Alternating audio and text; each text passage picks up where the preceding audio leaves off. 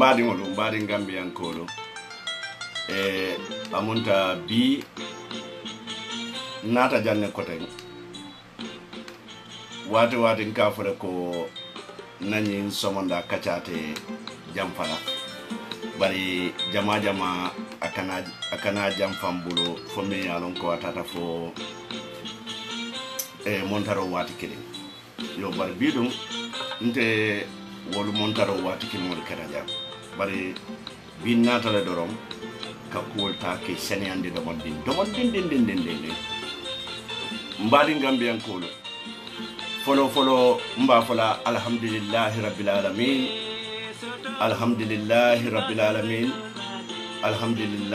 alamin sinya saba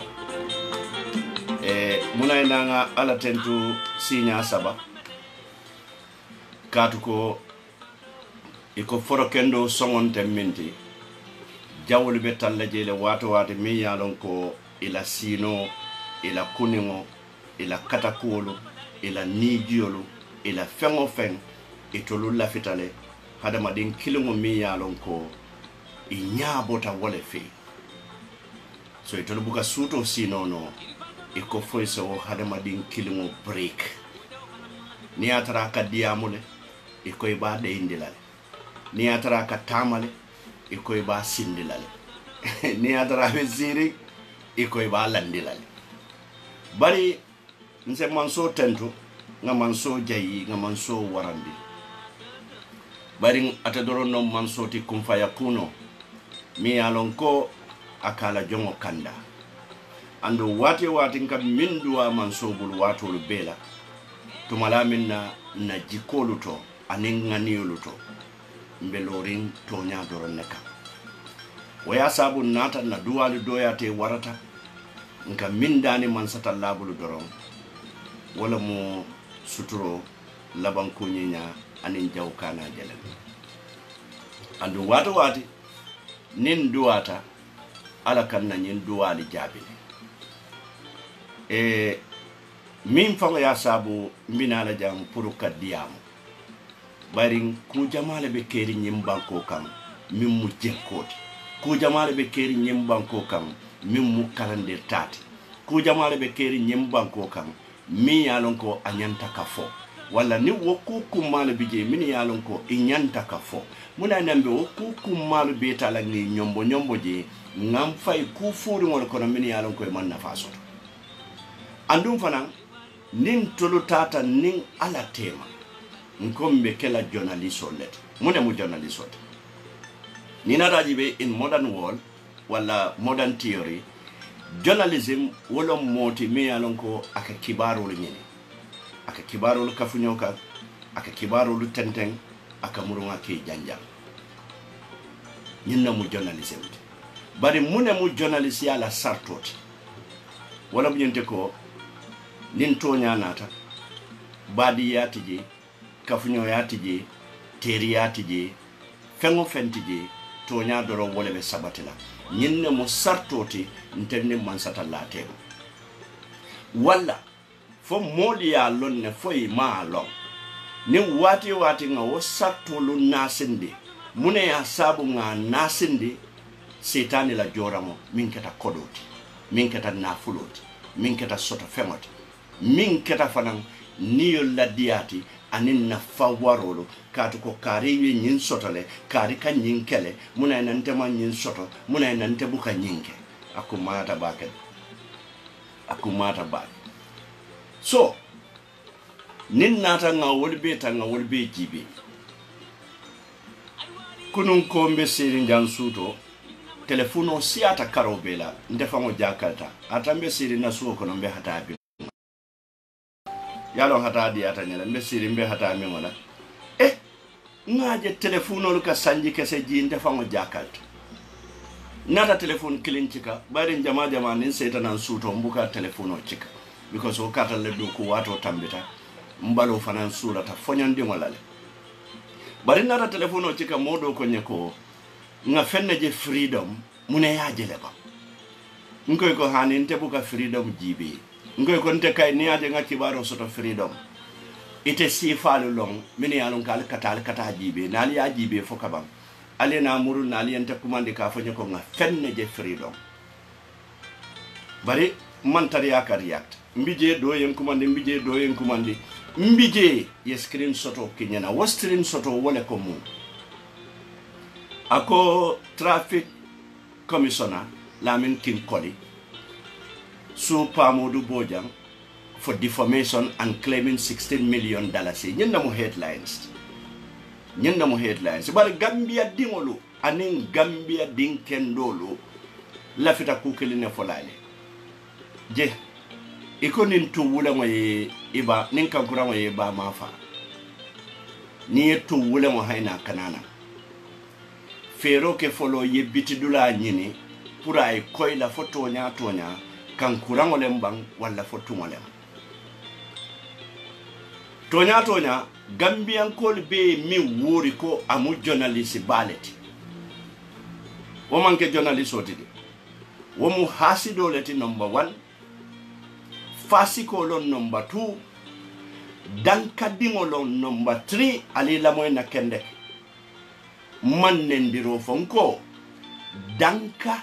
dingo wala mo dingo mi yalon ko ala wulula li ya danka ala mari ala man be tankala ngake wodin sifaluti ando ala man tankala fana nga musolu nyini musolu mini yalon ko isa wodin sifa wulunye dingo mi yalon ko abikela jata kololeti abana faye jata kolo alanga hakilol Gambian kol dinjumale be praw la ka sanyo wulindi ka foko GRTS ni media e publicity le kente ka bana fasindi television o nyatili wala ke wulu kumpemben ke sediyandi fo altolu nyindingo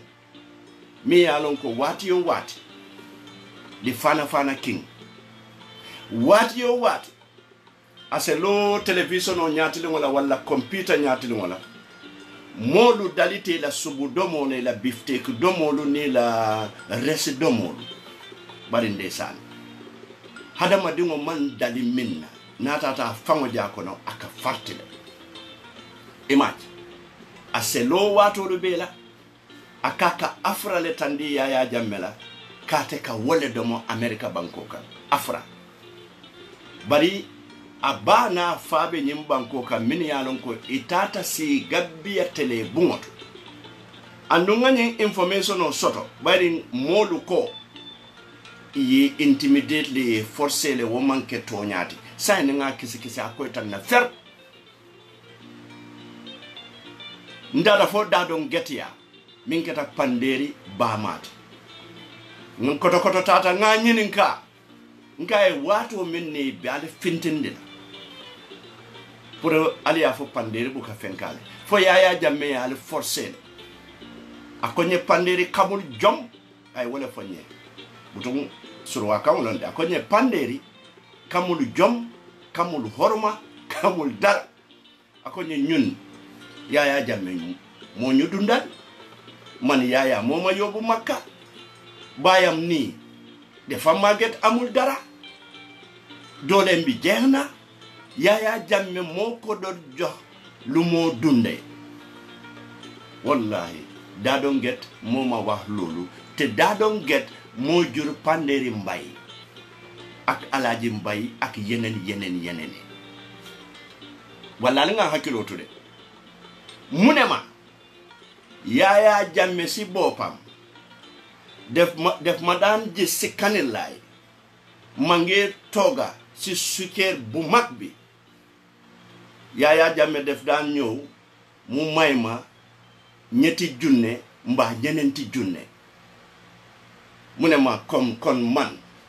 yaya jamme moo ma gënal panderi ma ne ko awuzu billahi mina seytaan rajim la ilaha illallah yow yaya jamme moo la gën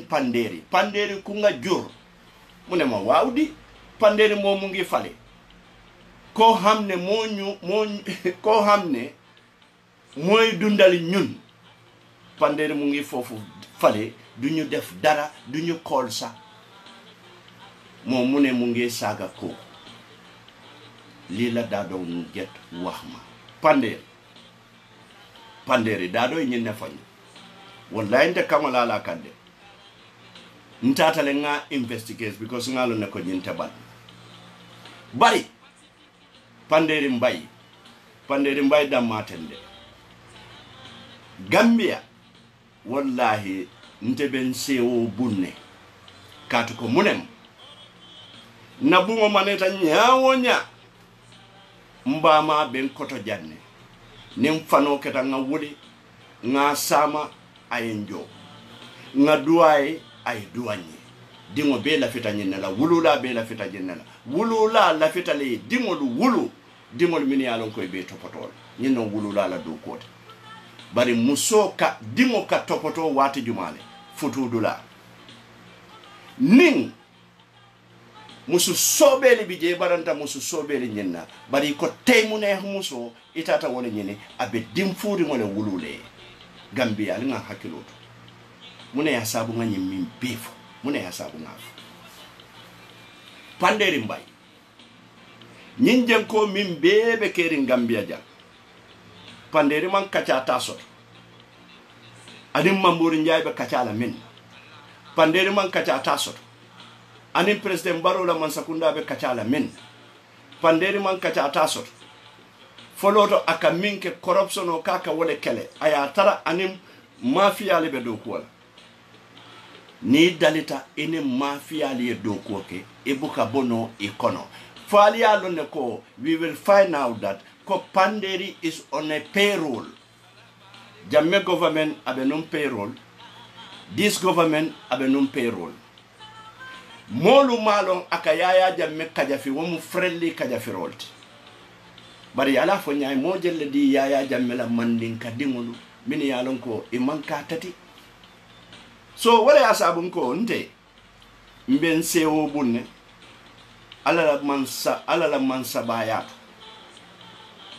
ayenke dingoti min barakata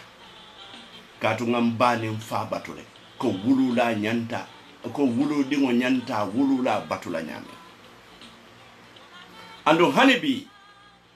bidin tolbata nan tubabudu mo be kamin ken sa wokenole kata kombo ka self contained bataje kata sidin je ibe kuntun badin tolko hani lafitale kata sim ba dala mba mi yalon ko kabirin dinding aben topotoka nyim fanketan na miro lu kono mba ma ke bayata nkonte sino la tubabudu ntebe seyla le ngatan si mba ma koto nga topoto fo jadin ala bakala nyami somonda senje somonda se duanye andunta jikita nyinna ko hani atare peso le londimba ma kamoto ikay ka fo dunia moli e pa aba fole ko itelo mu fanoti itelo mu nafikoti bar paka fenkente andum paye mutale kadimo walla ntenin nyin dinsi falute kanya bar yalon fana minem nisan yara fan ntenga konnante ya min soto ndo ku nyolu kono min mu journalist politician on fam mante ko wonyamadi bari muna sabu journalist yen to kon yen kon kula ndema minke itolu make bari ala subhanahu wa ta'ala ale yake ala ko pa modu binala be diamula jamaa ba la moyla bari ala ko doli e kodo soto pa moduti ila dulali nyinyande pa moduti ila dulali ka jamfa pa moduti ni wolu diamuta monu ke la radio lu soron kati ko e buka femfu ñun non problème old so walla ala e ko min ite ko wota kela ite le kumbutu keso katay parachi bar ala e min fo be kelal nte maaki a londo tembul a makamo tembul bari bi ala takola mbe bi min to fo janning ala badana andum be duala ala e woke continue kuti mbuka mo forcé nena na programme o jibe mbuka mo kajafin na programme kono mim mankuke bari hani e kuke mbuke kajafin ka toñale foye mim mu toñati bari mol ko biite sonna toñala mol ko bi ni e toñan tungoje muni ya sabu ntol fango mantano nyato katu ko a nyano lemu hasidi yalom fasidi yalom iye moja be kula ifana e wokuo ke yeta lafa kan isaje ko gambia ta nyato bari mobe kula iko wati jumale pa modunata ntulo bala jang gambia radiolu King FM radio kotangolu bari King FM nte wolu dankula baro e wolu sanne baro man sakunda e wolu sanne alinyi ni ngamuna ne ke ba kamara bondi yentele nin King FM la manager aresinyola bari yara fan na duta ke do la kutujulo ka kuntule yara fan na duta wado mine ka kele moy be siri be musu la ko nyankumo ika munda ko ye peso le lo wale bendango le soy balo le bala yara fan ke ya manke ke ya buka ke da made yara fan ngo ngabe kala mota listen carefully janni be futala King FM fam be minute fula da mata la ngapandere la tip soldier ha man la fika pandere la kumof adankata alaji ba ka funu nyami ka munta ngunja aliye ngunja lo ne ba ngunja akafunu le ko ngunja yamira pandere fango abe kenne yarim bang sometimes nga bala faila la funu nyate nyi manke funu kensendi de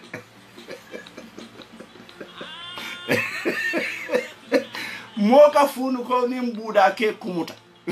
mbuda ke miela tili wora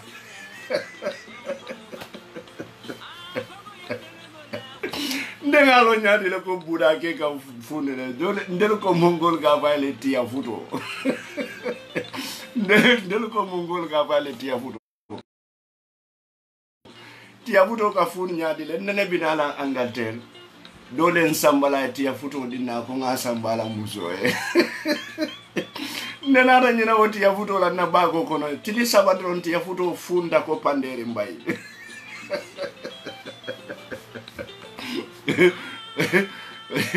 woy ndesan malla fi kanyum fange bari fonga na nga clarify follow pandere min safala kayto bala ko pamodu ya sule anda nyanta 16 million na jola fine bari ndenga amira fo ni moye mosu high court bari magistrate court 16 million award la no magistrate court no what about 16 million or because ila jurisdiction o mandra wodo is a lower court bari iko e pa modu samonele kabiri e pa modu samoni kinkoli la samoni bari kinkoli ko 16 million la fita wala pamudu bulu bingo inara muru nangoren ngado mo ya tata WhatsApp he batonya tonya WhatsApp journalist o do fanam bije ali ngam fonyo kalolu la de ningan na kuwol fan korosi ndel Gambia di njama bije malata ndubend yalo mune ndubend kalifuri ngolu kalolu mini yalon ko e manke toñade andun kalo manke tahanotide ye ala subhanahu wa ta'ala le ke sedode andun ala te faniya sediyala ala te nakaro sediyala ala te kufuri ngo sediyala ite mo furi ngolu alkalo alkafo ala le malla sedote alla furi yalto an alla furi fo kumolto Gambia ala nga hakilol ñin lota WhatsApp ka alqur'ano jindi jannawe de amodatila wo alqur'ano wala ba halakila wallahi ay alqur'ano jinde alqur'ano ayol fo mune nata lawo kan ako pamodu be damin abe police station no to be mo nyinna min ba bella bari hani momi yalon ko iman karan iman kunen civil court hani atara kiyente sule hani atara IGP Mamoudou Diop wolente su hani atara president Barrow le yente su motina bella ko is a civil court ibe samano sambala ne la su wala kona ya dila ya foy ko nyi lunkari nyi wati kari wala be kala hearing bari police la hajita wota pour yana yete arrest pour ka fo kay kane belle so womu 101 fake news leti amanke tonyati amariye tabale bon sako tabami yalon ka be kuniaring a expired andum faram mbe molu won ni diata nyawonya ni yen call ika fonye ko pa modu sonko tala mbe block la not only on Facebook but in life ni ta fora ko teng because nka jele ko ite mari mu nafi koleti imu hasidoleti imu fasi koleti imu bulanjoleti pa modu nataka ko clarify ite ka pa modu ko rika fay ko fonyo sonko la ite nyon nafi ko te keri ika pa modu be sonko ha pa modu nte ni aje mbuke jibe bake ika beke sonkoleti wonyo nafiki yale bekeri ka corruption o expose womu sonkoleti ka clarification o ke womu sonkoleti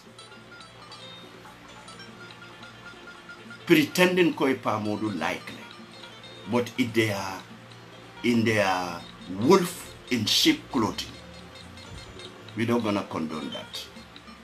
So back to the topic. Number one, Pandela story, a young fake story neneman finti 2020.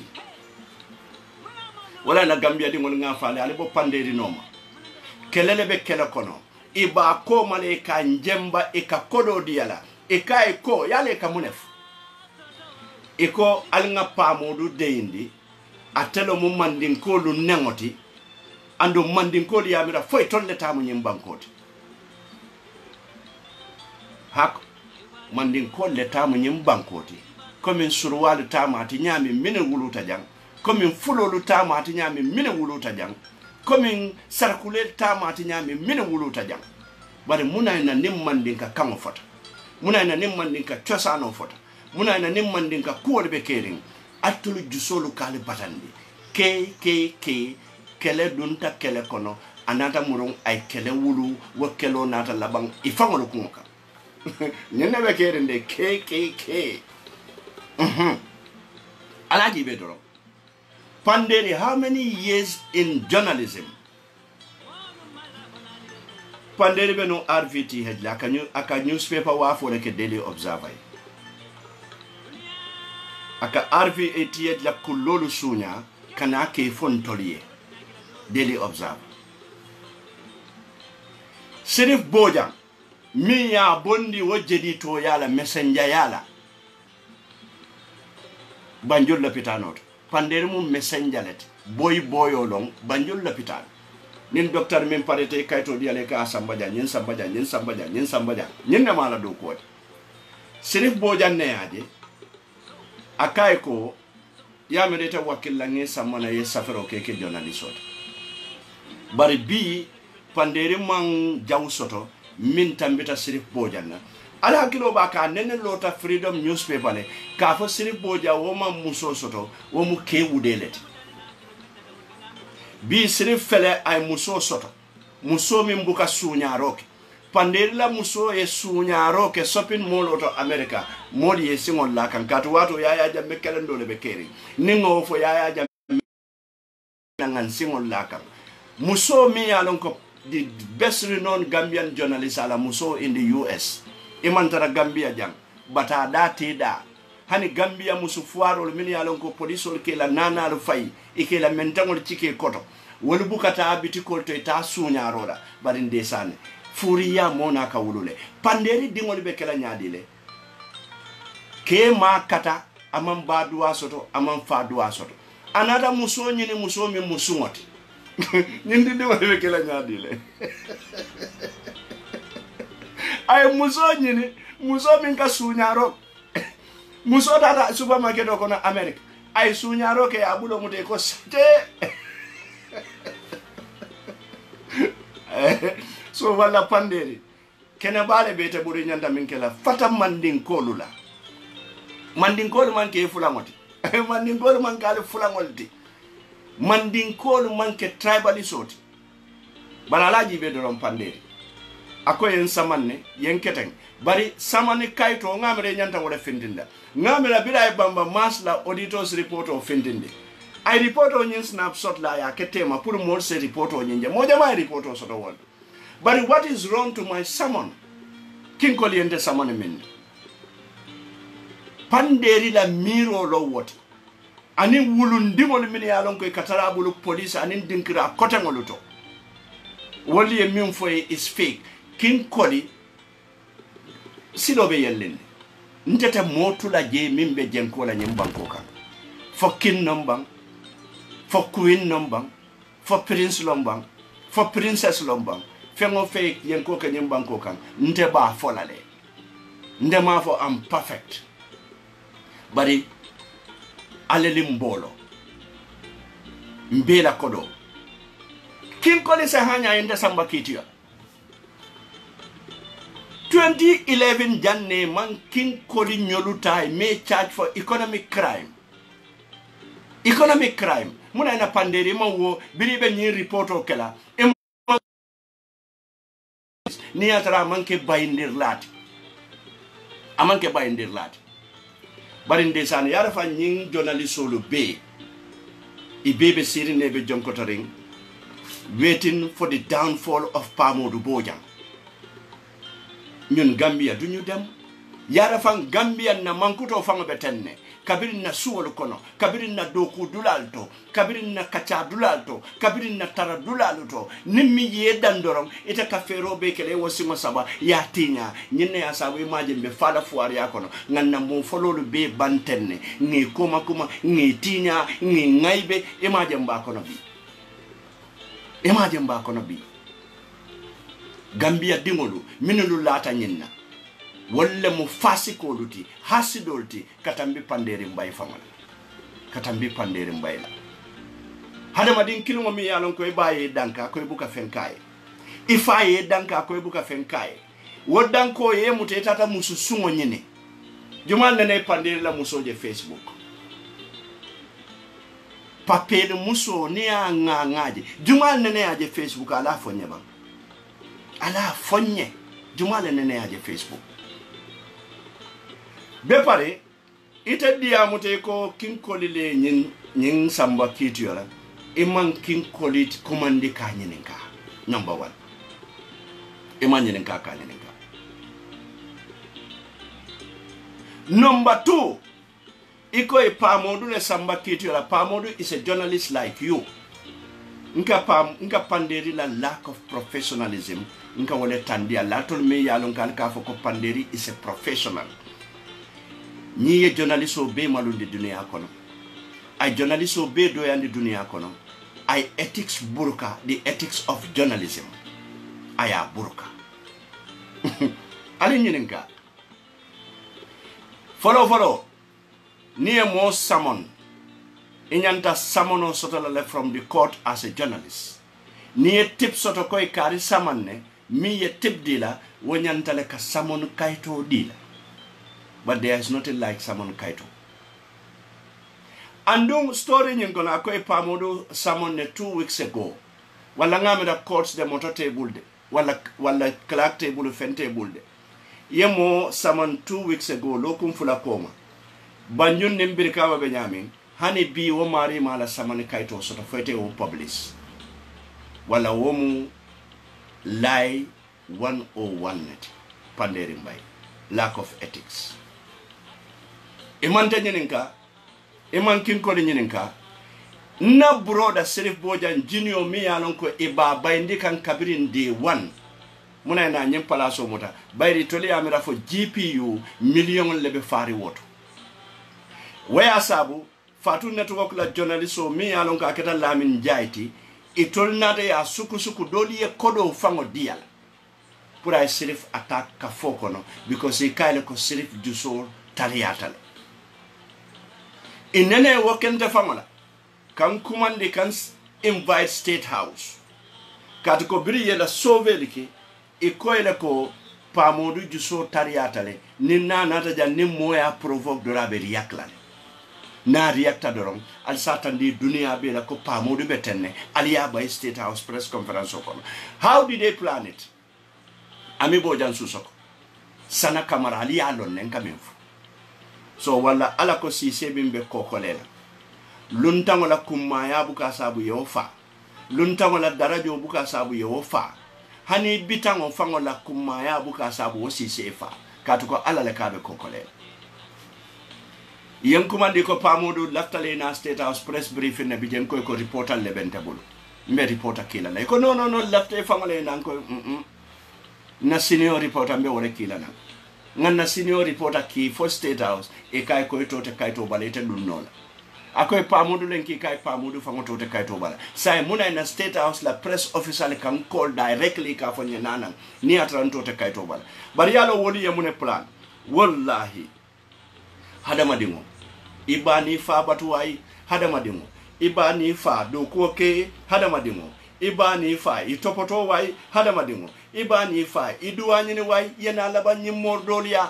moro se kumaya nyawonya moro se dokuo no nyawonya moro la dual se jabi no nyawonya ni bani fa danka o moro la dual buka jabi o moro la dokuo buka jabi o moro buka fenkete mimbe mutala katu ko munamu ibani fa le danka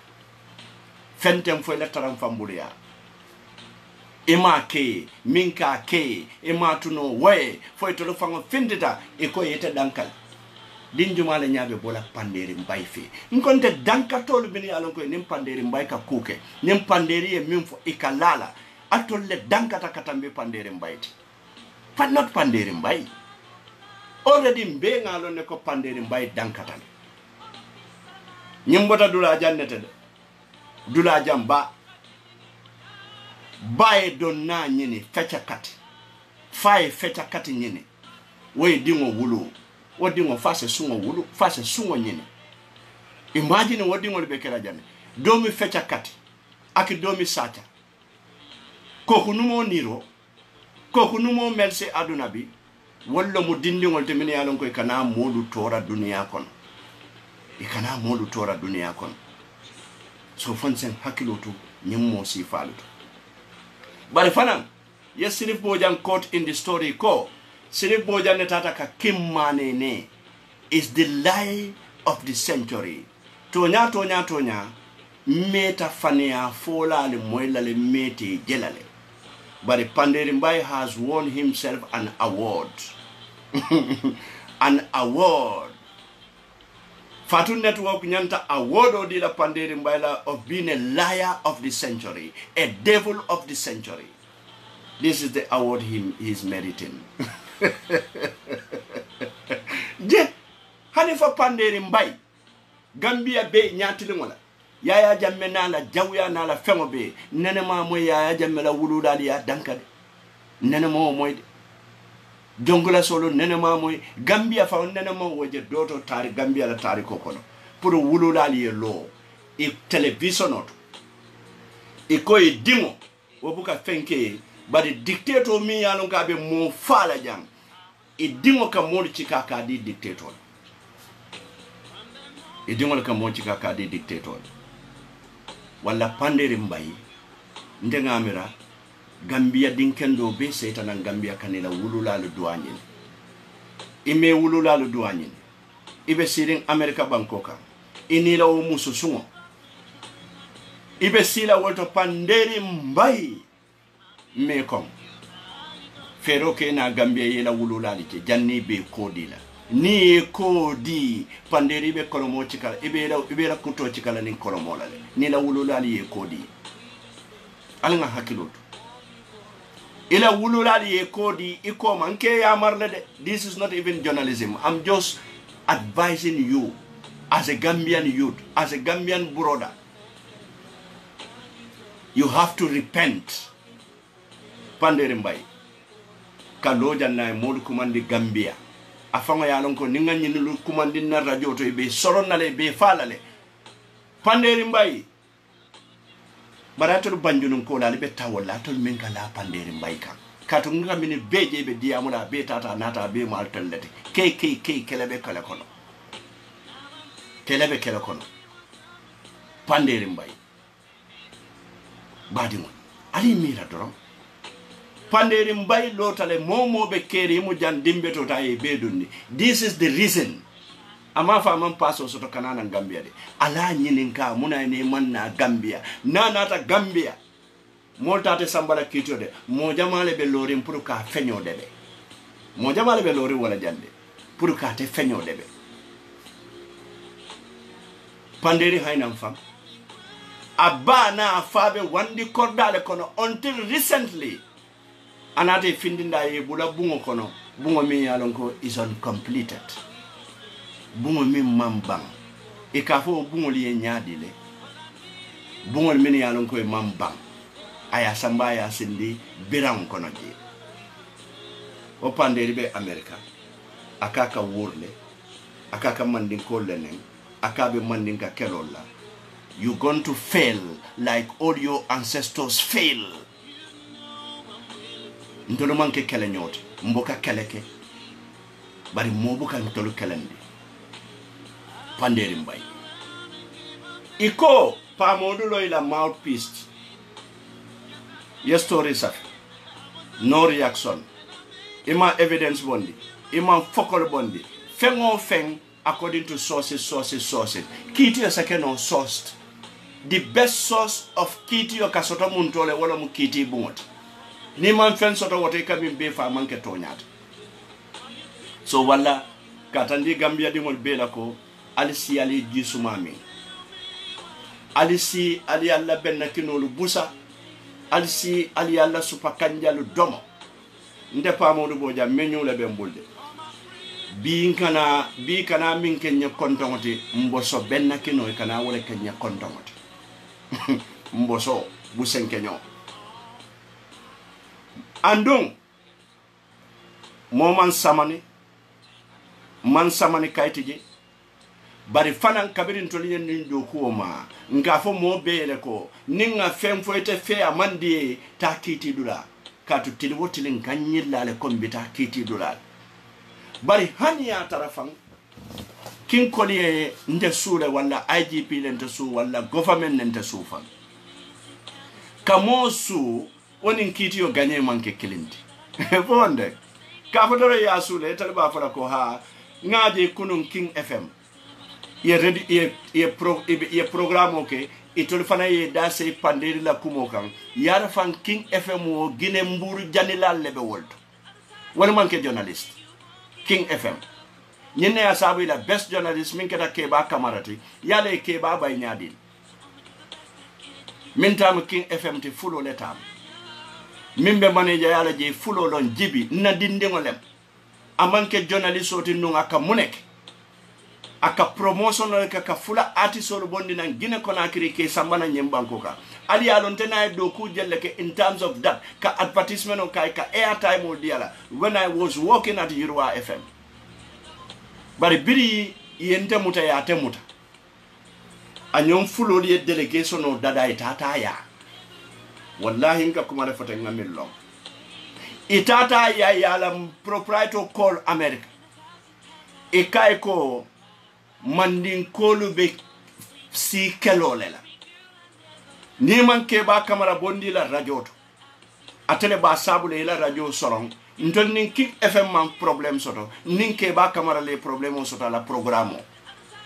bari King FM man fet e man tara coverage la e buka fem min sa sabu ye arrest bari nata doro ye arrest mune ya sabu ye arrest ke ba kamera was their problem nyene asabu nka ke ba kamera ko nan tolu kan ngado ko ifana ye fonyo sawun nin chala wala bibi jan some bi jan silindi be jan silindi ko bi jan aka journalist o kuma fe yandile andung nali be do kuwol nyini la be do kuwol kela kunolu min ya lon ko walla mutikili ngolti walla katinyola nay nin tolu ngado ko ke nin tolle mulunda nanga do ko ke tolle mu journalist oluti jibi manke journalist oluti jibi is a promoter ñinul be King FM programme lo de kono mol ka commandiro ke e ko pamodu mu tribal solati mandin kolem butun kali la kelol jel ali la kelol jel bari le janni be bola jalla fa ko kili ne clayandel ntol man sila bi man sila soma ala la man sabaya e ma fo e kada pamodu faale bari ma fo e pamodu samba kitiyo la le freedom e ma fo alma fo e pamodu samba kitiyo la le katu kay man sala fengo le sunya alma o fo de bari min ka pamodu samba kitiyo la nte ko woliye man sala woliye mon la fengo le sunya ndele nga fo pamodu na kuyata IGP ta ko kitiyo la mbatar la ji na kuyata deputy IGP ta kitiyo la mbatar la ji na kuyata Lamin Kinkoli ta kitiyo la mbatar la ji hey serun sun wata kila no bi almamut serun sun wata ke no la bi almamut andu yesu nyaaro mu fennati dali kuolom akatara janne sumo sefo nya su nyaaro la nyawonya na landi yeferoji aga komo sula na hela da yola daji kolem 2011 I'm gonna read this mobe ya moy ko Lamin mansila la bi mansila la soma luata te bulu. I have nothing to apologize and I'm not standing on anything mimbe keri ndolo wala mnyente ko nin killata le kate mu keleta ando ngami mfala kuoto tonyante ngabenno kiti dula ndele ngafu ngabenno kiti dula nde mansila kiti yola de kiti mu tonya fo dula lete ha bari serun sungolu ke no la bi police oluti nin serun police o ka sunyaro serun police o ka sunyaro what is the proof ko nyina atakela ngali nyinin kal serun police o sunyaro serun what is the proof ko nyina atakela loyal mo wol blame loyal be la ko nyino la hanin defa on sidano loyal ya science nga ko linger jaban safenya fay ko akana na Facebook akana like nga ko fode jawla safenya fay ko akana ta do ta ento safeje nga fay ko fenke danko ngajo loya mo wot ajo do rata be safero kala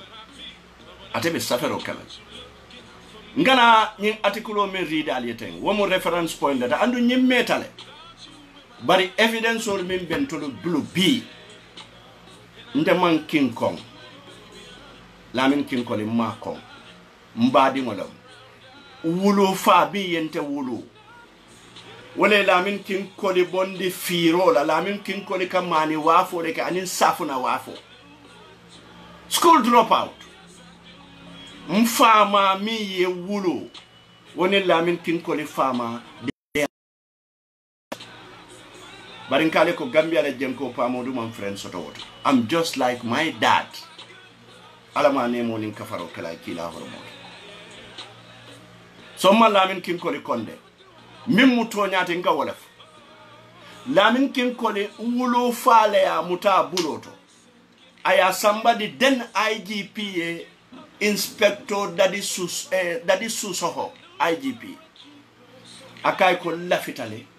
ndingolom nyenti lafitale ya dundi nye police wala ntebe wokon na leba mfaye min dundi police ndesa wokom ndeka tonya lefu nabota mbakili mfakili nyola nkafu nabota njamfaja nyola muna ina ntafola lamin kin koli dingo dim follow ay min follow sota la balu wokono aya to lante famale la miyente wulu wala to min balla nafiki yalla sako police kundalu lafita la li nyilong konde ngakin koli madami nde motula jede mfale ya samba karambo sorry mfale ya dundi police kin koli nde fama tatale fo abeleta kari wo kari aka mani boto le samba en nang bari nte fama man kori modi mi yen fama lo aman kori de ntolu wodinde mande fama Land Rover min babula tatale fo tang ani woro driver tan ni woro babulu karo bela so wala ntolu man bata bari wuluta fuari kundale hani bi mu fuaro let leftale modi en nyillonde ntelu man bata ko pandiri mbaynyol be batari nyami muriti kunda hani de yemira 1980 yemira in the 80s 1981 ya tara Land Rover tambe mimbulu Land Rover womanke fuaro de and fama e minke birikama jam is all written all over the world so ntoltem fangulu fola jalol lebe mbulu nin lafite yem fo pa bobo ben folale nin lafite yem fo tata dindim ben folale nin lafite yem fo jaliba ko yate ben folale katu nyinil len tolulo atolu man tolulo nyinul len tolulo baringa min tandi molu la doron alkana kimbula problemo kono yalo munebe keri ndele nga kinkoli tofu andu mba folale fo nga fotika fo bari kinkoli mutole etide palasi ndingo min fanan babula mantara kata kambari lafitale ka wulindi woto ka kayela mo sindije nga information on soto waya sabu fang lafita min kela kinna mba baylale e lafita ka kin wulindi je nyine asabu sinya jelle nga Mamour Job tofo on corruption muna na Mamour Job man samba kitira anda tella palaso be kinyato sinya jelle nga Abdoulaye Sanyang for deputy IGP muna na man samba kitira anda tella palaso be kinyato bari muna na nyimmo fulolu lata nyokan e ka fo kiye ko takitira ya lonne ko nin kintata kitira e ba wurala and at danna wurola na make ko abita my too because we got the evidence and we have arranged a whole lot of witness. We are ready for this. Ninte pareta B. Hani Italian nyimfo anene manke Gambia bara be kala nyinang ndele be wulla ngata nga Gambia police force summon for corruption. Pamudu versus the Gambia police force in the High Court, and then I will produce witnesses, I will produce evidence of their corruption. Ndelengaf. Baribe minna IGP ka fo kinkoli ko Pamudu yeto fala samba kitio. Kinkoli kai ko bara mante da mato fa e fanan to fala kai hani nte I'm very busy, I don't want distraction malafi moyen distract na do ko kono. So kinne mutolete min pareta ka distract ala doku kono and already a distractal. Already we will never relent. Barimbe min fole doro wala mnyenti ko ni me hakiloti be fole la nyim palaso min ka bungolu loye nyim palaso mi alon ko akat domoro londi tabulo kan nyim palaso mi alon ko musole be nyini la karobela ni me ke ko be nakela moti mi alon ka seke bala fa moti nyim banko kan ndele ngafo alimbe ngasi mbe ngajibe. The future is there to tell us everything. Alimba tunga nyin kalali nyim foroyali Safe is not a fake. For ya wale in Safe. Ako Lamin King Koli 2 others charged with economic crime. When was this? 2011. 2011. So wala mamboide. Mamboide. Mbari la ko Assistant Superintendent of Police ASP Lamin King Koli. Lamin King Koli me along katalong Assistant Superintendent of Police. Iko the former head of licensing department, Atelevenu licensing department of the police in Western region. Licensing department me along ko wole be Western region, West Coast, Brikam. King Koli le munong licensing officer tiji. Licensing officer tiji. In Arafoko of Western region, who also doubled as the second vice president of the Gambia Football Federation, GFA. Kinnemu licensing na officer to no Brikama. But I telephone mu GFA la second vice president, Gambia Football Association. Iko was on Tuesday, 15th November, arraigned before Justice Emmanuel Nke of Banjul High Court. Iko on the 15th of November 2011 Sankon. Ye kintale ya londi kiti yo nyatilingola magistrate Nke nyatilingola. Ya charge munella wale mu tumiri fulati. Ya tumi minna 2011 Lamin King Koli. Tumiri fulati. Tumiri follow mu muneti. Tumiri follow mu muneti. Wala mnyentiko and charged with 2 criminal counts, namely conspiracy to commit felony and economic crime. Economic crime, Baba Jobu ye woleke atata kasoto. Economic crime, Lankonte ye woleke atata kasoto. Kim fana ye economic crime leke ya samba 4 mile 2 ye bute min kala Gambia jante ti jambala ya amato lukumpa faya lukumpa. Ye bute min ke King Kolila. For this. Ndemaf evidence so long and jurumon lebiji nyindo mu point nyindo no tamitale but the recent one on te wol fala kay tol min bebe mbulu jante wol fala daray fol min dunta kam daray fol dor fambi je wol tata la fam foy left tata kitu yala ya bay bari nata la ngol be activating ko al stand by mbitala kitu yala. Okay, so another avoka ko the three men Lamin King Koli, Usman Manjang, and Abdul William are charged together. The trio is charged with economic crime, which led to a loss of $310 million. $310 million. Ye nyine tinya. Eka munek. Ye fansum masingo sambana in Nigeria no. Nyembankoka. Fansum masingo in Nigeria no. Nga mfo Yankuba Sonko minister te bi ayakala mutalate alone munebekeri Yankuba Sonko. Yankuba leka Kim promote no. Kim mankaram. King is a dropout. Molbe police inila master soul. Molbe police inila digrilu. King every promotion abe promote la doro. Mune ka promote ndi. Amanke morla duat. Amanke do kut. Bari dogo. Wale ka sabi ka promote. Na ya bi ayadi ala boss nyola ya promote. Ndele ngafu. King ngata court mbe batukane. Panderi ko itara court le yara fay manta follow. Mbe batukane ikamune batu King. Ikamune batu. Ki ya fangotinya. Abe continue la ka fangotinya with all the evidence in tolinga min gather together. Ngaminende and we are discussing with our lawyers to lead the crusade to end corruption in this country and abekelale very soon. Very soon. Albalo na konto la seo nyimbanko ka amanke chahanoti amanke nyimbanko la diati amanke tilola kandoti amanke supakanja nin durango la diati hani o mantel sende na nyimbanko ka nyimbanko mun tolle tati. Together we can end corruption in this country. We are taking King to court, no matter what. Atemantel samba kito la barintolo bate sambala na ma hakilot. Ni atara fanate man nyimfo panderi. We want kin to come out. I have put in writing katandiko atemandi amo panderi. Wala ita oda media interview soto je katemandi am panderi. E ka nyinne ke ka doku ka kibari jawlu di ndumala italibe damin.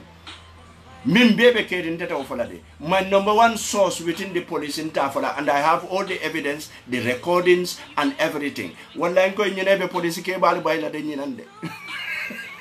Nyinan police ke bali be bayla do ko wala. Fani atara baro man sakunda mala fika tonya londi. Hade wo man kuno wota. Bari nin tonya le ka londi. Public opinion police ke ba jamale be bayla do ko wala. Ha 310 million momi ya accuse wala. Ya samba kitu yala. Lungo minna ekoyo case drop le. Kim fango la lawyer do jakali tale. Nyinketa no nyaadi. Nyinketa no nyaadi. Bara keta nyami mbinale mbo fanam folali. Mi ya sabu ya case drop. 300 and no wonder nganye nefo. And freedom ya wala safe konte ko king ka jo minna womala flamboyant lifestyle aussi and wala mutonyat king ka jo jelle la korda jelle babulu Gambia jang ila jo sawobe loy moli be police kabirin toluma wulu fo bibe police sanjetan saba sanjetan na malo no katu ko muno imalla fi corruption wala straightforward abe attention nyino labara ya sotole bi aya sotole nyi wato lu kono kunu ndimmer la afangola ka afangola kilota andum panderi mbay man la fi kindna ka minna kumof kata te man kindi amundi fo kimma kiye kali modiyele abana fala kate man ta kitula ama mo samane wala panderi la vitale ila doko e tinya koma e dol la doko tinya nyame bari da maten sulu saje mate police de ida maten de e jurumo lebe farinje yalo ila evidence no but ngo wol bi buru ko sobinde ndita sobinde le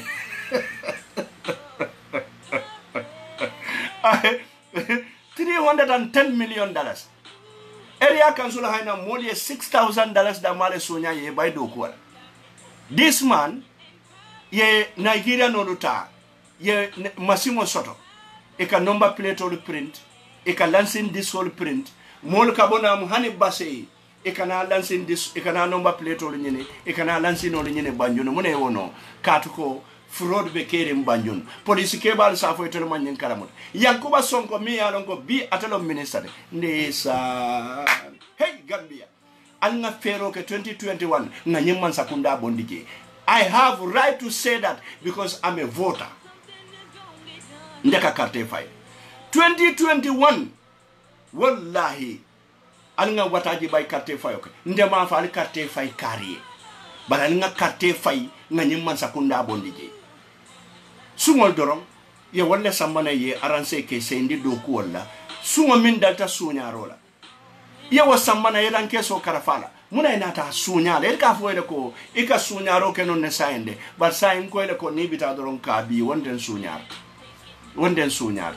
ndenga mira pandere mbay ninte anin wo journalist kuntangolu min yalon ko tati la radio to Gambia jang moli be kumandiro kala karo be la moli be sonkola bari maji wo kumandir la de fango niatra kumandir la kemelong mo lulu damale famudu kajafi wo mo dobe ke to journalist or ka foy ko altol la mu hasido luti andu nyenne be loring ntol journalist or we should be partners in development bari journalist or hasidia rajibungolu hasidial yara fan rajibungo dolu bije wonni rajibungo manke kilint iko hapa modu be UDP la kodo mandunte bulo kono bari nga rajolu jele mine alon ko man sakundale la jorangol besang iko be kalabante yalla iko tolu neutral tale fo mo wora jodi man sakundale ke satellite iko pour dunia beje bari meje ini la jamfo ini la warolu ini la kodi soto nte pa modu nin nata na platform to mimbe keri mi alon ko na studio boko ko kutubungo mo min kantolu jibe mo kendo luto Gambia dimo luto carte fayla luto decision makers olto wol buke fambata de kata nyulu jibe because e buka kuma fo e sisol kono be faring konante yani hasidi yala anin greediness ka habu. Let us be content of what we have. Journalists le nyanta nyimbanko bondila through the fourth estate. But nin journalists all da malika meeting Iko Pamodu is the voice of the Mandinkas. I'm a proud Mandinko. Wallahi billahi. Na Mandinka yaka dianye. Na Mandinka yaka fasama. Na Allah subhanahu wa ta'ala tento. Pura yinke Mandinkot. Pura yinke Mandinkot. Anunga ala tento ayenke Mandinkoti. Mbuka na murung. Kafo mbuka mfang express no ni Mandinka kamala. Nga ala tento ay Mandinka kama soni andembulu katambi kanto malibeti. I'm a proud Mandinka. And I'm happy to be a Mandinka. Andumbe ala tento la pura yenke Mandinkoti. Kabirin ala bentekela Mandinkoti. Among interview ilaftaka kemuneti. Min diata ala yaka waleke. Ala mu ala zete alaka ala ku waleke. Atelle konye ko baro alale akaje nimmi ya soso alale soso anin alay minke Mandinkot ngamira alaka ni nekele America black lives matters ngamira albe ni nekele kan katu ko munom racism alale molu ke mo fingoti tubabo ko te fingojela alale ntol ke Mandinkoluti hasidolu ko itenjela albenjela kotilo nyembanko munna bankole wuluta janne mandula do soto na manke janne komi amato la bankolo to nyami chasen sku se kuni andi do jannyadi ando alanga hakiloto ye momin kong wala be barna yaya jamme lota janna ko Mandinko nenete maralo kala jang nim Mandinko e maralo ke abe fala abita jahannama mune match mole ning alaka sapu nyoy itebe equatorial Guinea man fa folo kata jahannama ika kumbo I home sector faka sabu iko kuwa minta kala Gambia iko ite demonstration or tolerate la Gambia in your era but say maji ide utatunga fo ika fo APRC nkole ali finta alita demonstration ola badi ngola nga tonya fo APRC nkole fo ngone nyanda fo la yaya tonya wule mo fo yaya kabiribe nyimbanko kay koy nenete demonstration o tolerate la mune bondi nyimbanko kay ka fon tole APRC ko le ata demonstration o ni lafta ngata demonstration o bona equatorial Guinea yetambi nyaato andi mela kalabante yali ibe kankiling iko nga moje mi yalon ka be kal kan alquran la nyinna mala kal fulan jamata te halakita ko kude tale be kerin jang bari wokude tata audio ro bonde abe kalila alala wala nan koto ke buba mfana male nyindi ngo bonde daminde bari nyindi ngo de abala wululalla alkiyama ko yandila aba ko yandila ala buka mu busa mona ba bari wulula be kanyine duwai dinken do to dunia bari kana dingo to dunia mi anonko abe kala sewra seti biringa audio moy modba audio pass na wala nanko Gambian ko do fanan al fonyo dirima yala dirimone katu yorna no la audio lu e ba bondi la jay ba sambala jana e ba bonda jana e ba sambala jana bari yara fa nyi WhatsApp groupe o fanan dirimone siata jele e katu yorna ndo la dorom e be WhatsApp groupe o to ni e kilinje ya chika ya fayjana ni e kilinje ya chika ya fayjana ni e kilinje ya chika ya fayjana wobe kala ko umpa mendi nyolo a jana tamba nyolo alal ko ke la ni bal fala jumale sulata wala mo min la fita coup d'état la ngamira o kabula president na la mo le no umpa mendi nyolo ni wol bi ja wol be la wo coup d'état la le kan ni atara to nyale bala be tata nata e koy kanim banko le destabilize ajibe mini be tofo abe Mandinka ding masa ne kindel lafta coup d'état kala masa ne kinde be army wato minna army chief of defense staff aman coup d'état fa bori mo je na coup d'état wasa ke masa ne tole yat nyin taram fambulu dingolu ibe tubabu dulto because of network o sone ate bulle min diate ibe ngani yala nyim bankoy e koy ke kalinin alquran se halaki ay muraye halaki ni meki ko ate danne toluto ase ko laale fango be halaki alquran o manke tulum fent alquran o manke tulum fent so mbe min to do la fani article ni finish la read la jang in sebo jang so another vako the said officers were said to have been committed between the year 2010 and 2011. Both Mr. Colley and William pleaded not guilty to both charges, whilst Mr. Manjam pleaded guilty to the charge of conspiracy, but pleaded not guilty to the charge of economic crime. Even my two. Mune asabu kiti yo man continue. King Colley, sibiti o sibiti. Sajile be sanna, bale be sanna, aita asombi boja ya, ani wo sunkutu ndengol mimbije, ya beke babe kiutije, fo asombi ya sute. Wo sunkutu ndengol ani menuluka babe kiuke, wolle nata ka appeal jamme, ka appeal asombi boja ye. Asombi boja wulita, atata yaya jamme ya nyoita koto, katandiala ko ngedani, nyimundingolete, kimma dingolete. Yara fan kimba malong asombi kolit asombi bojandi so nyinna kana jang ni economic crime fanke president wala bama se wula yedani andum president manyan na sonna wala president manyan na wakela na manke dictator that lays entirely on the judiciary very much so nyinnam kolte andum hani bi wakaitolu charges only everything is a sort of no court le kantuntenge sort of jail momo tada high court between 2010 and 2011 King Colley versus the state ibatar la jail wala Yankuba Colley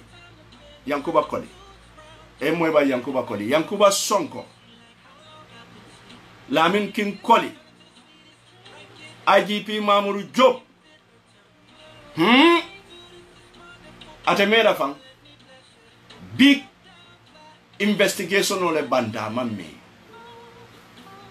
ando ni investigation o min banda be finti la print media tate mela ni way IGP tuji isalon ko nyim banko ne netata gele la kota ni way Minister of Interior tuji isalo nyimbanko de to nyata sabati la koten nyindulu baby tale ali nga fero ke nga tentendiro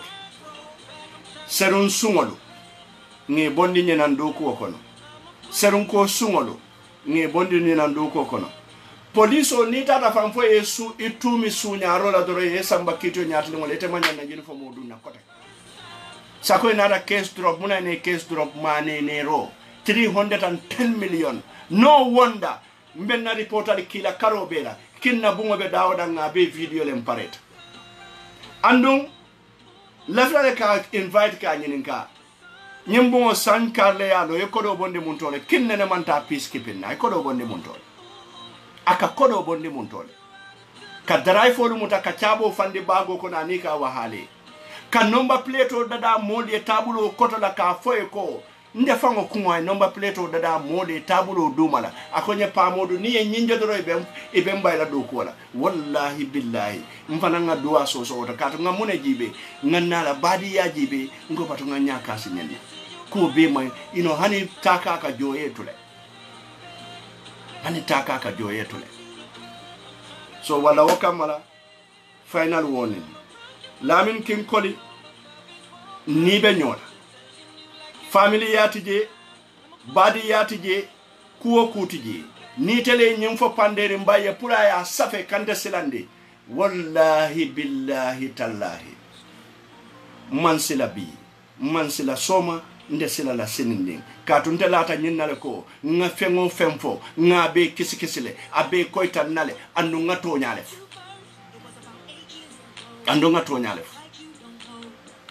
sain mbe police olu dani la minna anin alaye dukare ni atratol latale ko altol manke wotinga minfo alkana nyimbayde alna benno kiti dula kiti yoto albalo na wolto ko almu sungol lete albalo na wolto kalmu tapale lete Gambia moja lebi jam miya lonko imaje police obe fentala mobulu kabirin bitikitiyol lombang kabirin mototiyol lombang kabirin saretitiyol lombang kabirin kenye bila lombang police o danko e move dorong e ka fente bula wato doli ka mistake le fa ye wulolo muta ya bera fobe kodo soto la wori fanam bulde nyin nom Gambia police katu ko minamu police kungo bebe tollinne nin kungo tolta duma bebe tollale we need security sector reform wallahi ate kinkoli ye munef modi akol landin la makamo bata nyato landin munte koto maleti muna nambuka landin fo nkate fo mal landin na sunya roje ngete la tapale yaje mbe telefon ni nga landin taje lungo min namba fola bari bimbe telefona kinkoli foyni natal je foyni natal e kila osili min bole ya fondela mo IGPT kinkoli have evidence of that kinkoli buma yabde kinkoli billahi wallahi tallahi kinkoli soma yabe dinala won ne man may Pamoudou Bojang dumay wax fen dumay def nakar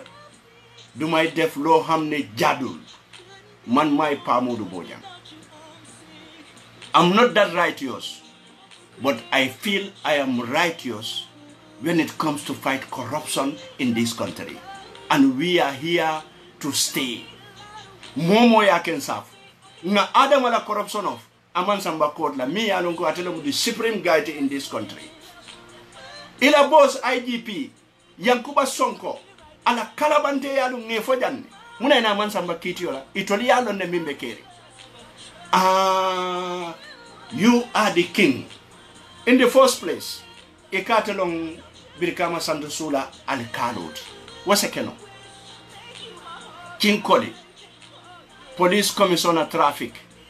King Koli, the politician. King Koli, the corrupt.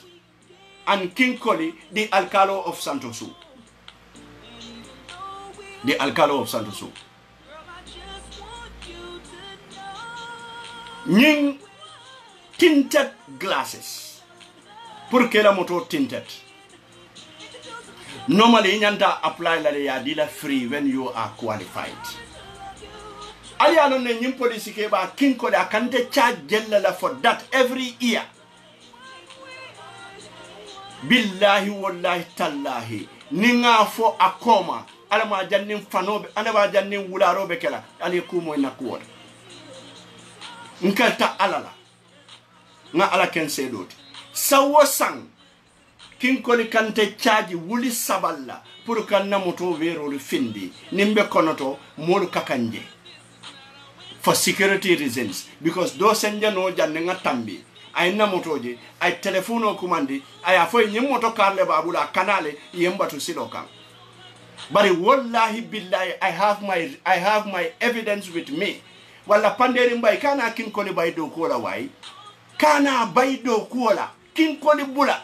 abula nga dandala ye fanyo corruption ola bar kana baydo kola ya ninte fay nyokan kana baydo kola $3,000 inka wala di kinkoli la ay certificate o dinna akonye yaje nyin 3,000 o minjo mbe 2,000 o dila IGP la nte fambe 1,000 netal wallahi billahi je say ninko kinka kodol kolekle akaji IGP la malla fika nyimfono because na ethics but now nyimfono is part of the ethics yara fa nyinkante koleka faniare fonye pour kan set up bari yamila ndesan nga folo da me mbada naw ala akosi se mimbe kokolela arabu luntambuka na pour yo si se fay tubabu luntambuka na pour yo si se fay bari dabo kunda lundango fanantina la pour yo du si se fay sako baro kunda lundaw ako birikama modu man hanyin tala Pamoudou Bojang is the most approachable man in Brikama. Yenja Dawda Mbejela. Mbuka mo batar. Mbuka mo kalendi. Mbuka mo sunya. Bali la kalabante alto. Ako Pamoudou mo buka hanya la Brikama. mo kendol be hanyilan nadde bari nte mo satar lalde sungolu te hanyilan bari nata ngani mbeji be ali alo mune fama ya sabu bi hani bi kimbe police wallahi aman katati adimo ay minto lam famala ñindi ni wayen horma yam buña walla la fo kiye tenkun kin tenkun ni man tenkun sain sai bita kasuko tombo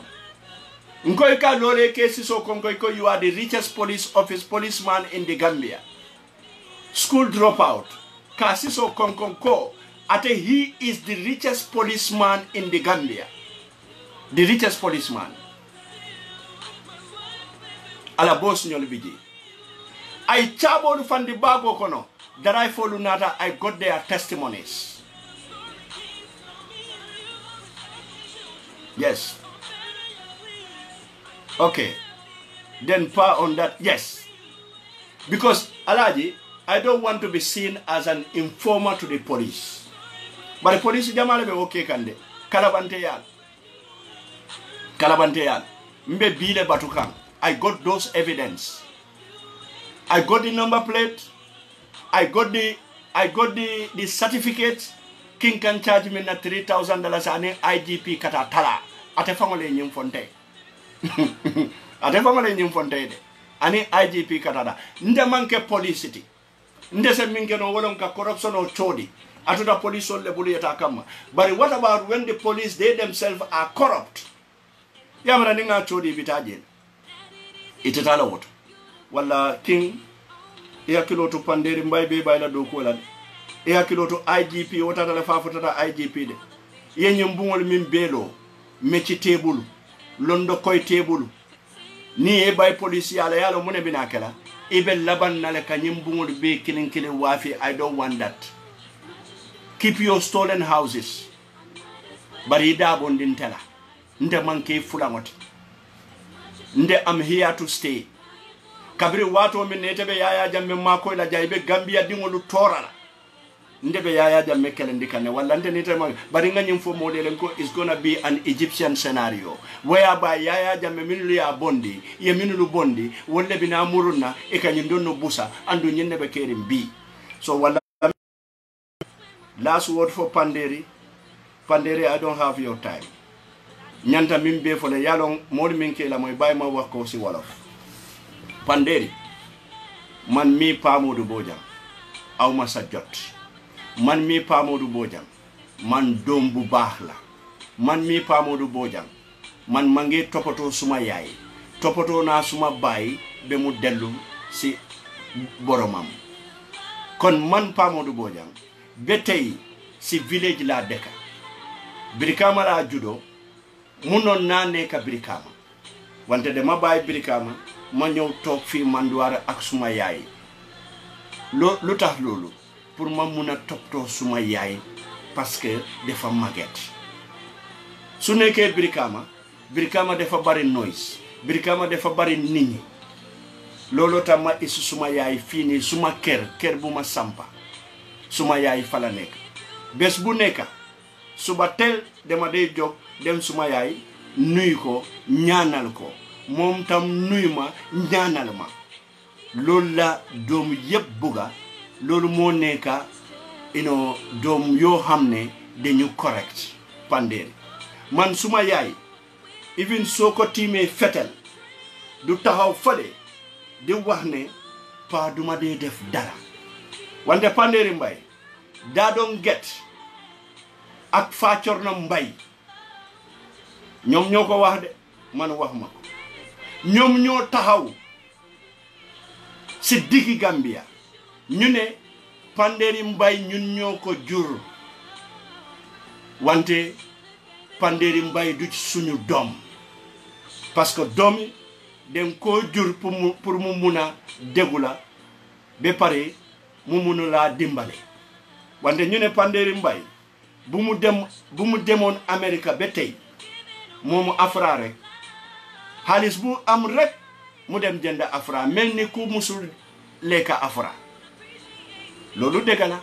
bu mu nekkoon Gambia fii du dee lekka Afra nani sangara rek du dee lekka afra so kooku suma accusé man a good son of Gambia like me koo xam ne dama naka laa ko waxee dama nopp suma Gambia bi dama ko jàppale te fu mu nekk nii corruption fu mu munta nekk rek Pa Modou moom fa pour expose ko so Panderi lu ma laa wax ak yéen ñoo xam ne yéen yaa ngi déglu Panderi di ko gom ndeysaan wax leen Panderi mu ñëw Gambia mu ñëw delloo njukkal fu mu nekk nii daa doon get màgget na fàccoon na xama foofu fu mu nekk sax moom ni aja ngañum fo surwa kamala pour isa moy Panderi Mbye tribalist la yéen ñoo xam ne di ko support yéen yëpp ay tribalist la you know di ma tuum de Pa Modou tribalist la Pa Modou du tribalist Pa Modou yaayam Pël la Pa Modou yaayam wolof la Pa Modou yaayam kii la ah wante wax leen Panderi billahi su tuubul waajuram yi Panderi du musa taka dina siisi de wante du taka mun na siisi de i ka mo ñaadi le siisi wale mag